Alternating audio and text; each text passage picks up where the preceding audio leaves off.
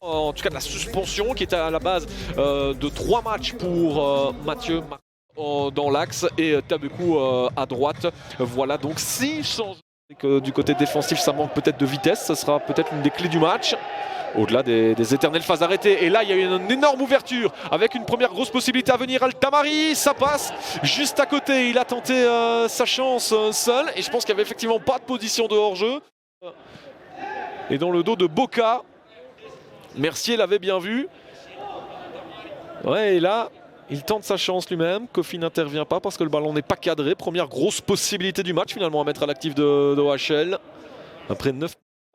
Bakic pardon, qui avait surgi mais qui n'obtient pas la faute. Y a-t-il une position de hors-jeu ou pas de Thomas Henry? En tout cas le drapeau n'est pas levé. Henry en face à face avec Kofi, il pousse son ballon un petit peu loin et finalement le ballon qui va être sauvé sur la ligne. Il y avait de toute façon une position de hors-jeu, donc pas de regret à avoir pour Thomas Henry. C'est déjà récupéré. C'est déjà récupéré. Et là, est-ce qu'il y a une position de hors-jeu ou pas? Il tente sa chance. Il y a l'intervention d'Hervé Kofi. Il n'y avait pas de hors-jeu de Xavier Mercier. Altamari au duel avec Boca. Altamari qui va rechercher Mercier. Sowa. Attention quand il combine cela. Attention quand il combine cela. Mercier. Finalement, ça vient frôler le montant. Puissance est en train de trouver son rythme en attaque. Et Mercier quand même, depuis le début de l'action, on le laisse faire. Hein. On le laisse faire. C'est pas la première fois qu'il se retrouve avec un tout petit peu d'espace, voire beaucoup d'espace. Mercier, contrôle manqué, ballon récupéré tant bien que mal par Moucron dans l'entrejeu. Là il y a peut-être quelque chose à lancer avec Xhedez qui tente sa chance finalement, c'est droit sur Raphaël Romo. Et on voit tout de suite le pressing haut des Moucronois. Et ça leur permet de récupérer rapidement le ballon n'est pas sorti, le tir et la première intervention de cette deuxième mi-temps avec Raphaël Romo. Go, go, go! Oh, it's important, guys! It's important! Mercier. Oh, il est seul pour remettre ce ballon! Et voilà, l'ouverture du score. Finalement, c'est Pierry Vengawa qui est venu mettre la tête. 55 minutes de jeu et encore une fois un but sur phase arrêtée, le 13e. C'est difficile à dire, mais j'ai l'impression qu'il le couvre. Mais là, sans la ligne, ça va être compliqué d'en avoir une certitude absolue. Bon, il n'empêche que Zemelka était seul. Et qu'au moment de réagir, tout le monde regarde Zemelka et plus personne ne s'occupe forcément. Ça, c'est le coup classique de Ngawa.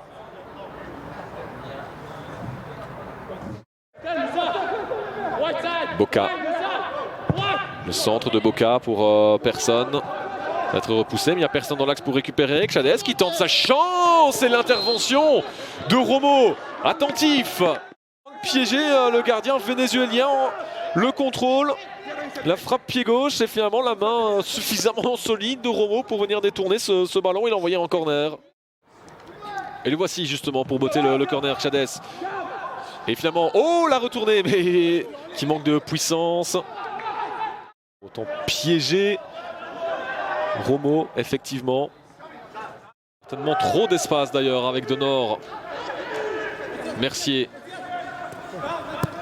Qui va rechercher Denor, qui va tenter de relancer Mercier. C'est ce qu'il parvient à faire. Mercier peut-être avec Thomas Henry. Et finalement le ballon qui touche 2 fois le poteau. Et Thomas Henry qui vient faire 2-0 à 7 minutes du terme. Pour son 9e de la saison. Henry a inscrit le même nombre à lui tout seul. Et Mercier, on le laisse libre encore une fois ici. On n'ose pas sortir et finalement avec un petit peu de réussite, Henry vient sanctionner les Moucronois.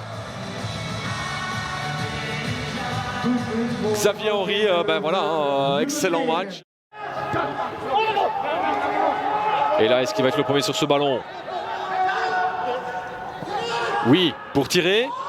Ici, et finalement, il fait trembler les filets, mais du mauvais côté. Dans ses arrêts de jeu avec Henry cette fois, qui est quand même parvenu à se frayer un passage de l'Antwerp et du Standard. L'Antwerp, ils avaient battu justement, ils avaient été battus plutôt par l'Antwerp et ils avaient battu le Standard plutôt dans la saison. Et voilà, victoire 2-0 d'Oud Everley Louvain.